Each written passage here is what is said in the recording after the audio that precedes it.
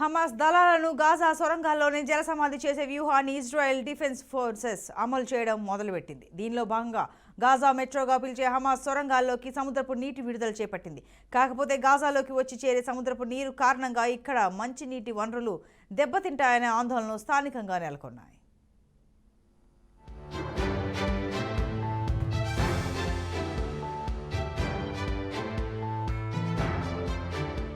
Israel దళాలు ఈ సొరంగాలను దెబ్బతీయడానికి భారీగా బంకర్ విధ్వంసక బాంబుల వినియోగం, రసాయన ద్రవాల వినియోగం, సునకాలను, రోబోలను, డ్రోన్లను పంపడం వంటి ఆప్షన్లను పరిశీలించాయి. తాజాగా ఐడిఎఫ్ చీఫ్ హెర్జీ హల్వీ మాట్లాడుతూ సొరంగాలను నీటితో నింపడం మంచి వ్యూహం అని వ్యాఖ్యానించారు. అంతకు మించి వివరాలు వెల్లడించేందుకు నిరాకరించారు. ఇప్పటికే 5 భారీ పంపులను గాజా వద్దకు తరలించినట్లు తెలుస్తోంది. మరోవైపు ఈ వ్యూహంపై అమెరికా అధ్యక్షుడు జో బైడెన్ స్పందించారు. ఆ సొరంగాల్లో బందీలెవరూ లేరనే వాదనలు ఉన్నాయన్న బైడెన్ ఆ వాదనలను తాను ధృవీకరించలేనన్నారు.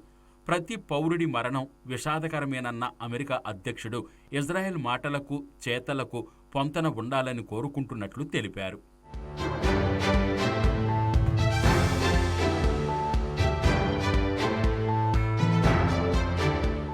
గాజా నుంచి ఈజిప్ట్లోకి సొరంగాలు తవ్వడం ఇక్కడి వ్యాపారులకు పరిపాటే. 2015లో గాజా పట్టి సీనాయి ద్వీపకల్పం మధ్య సొరంగాలను ధ్వంసం చేసేందుకు ఈజిప్టు సైన్యం మధ్యధరా సముద్రం నీటిని వీటిల్లోకి వదిలింది. గాజా సరిహద్దుల్లోని సుమారు 14 కిలోమీటర్ల మేర భారీ పైపులతో నీటిని పంప్ చేశారు. ఆ తర్వాత ఈ సముద్ర నీటిని చేపల పెంపకానికి వాడారు.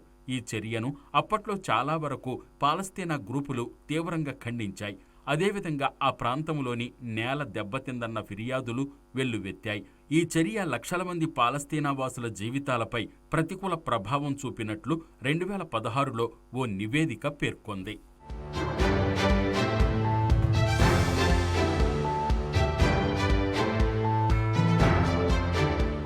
మరోవైపు ప్రస్తుతం హమాస్ దళాలను గాజా సొరంగాల్లోనే జలసమాధి చేయాలనుకుంటున్న ఇజ్రాయెల్ ప్లాన్ తొలిదశలోనే ఉందని అమెరికా వర్గాలు పేర్కొన్నాయి.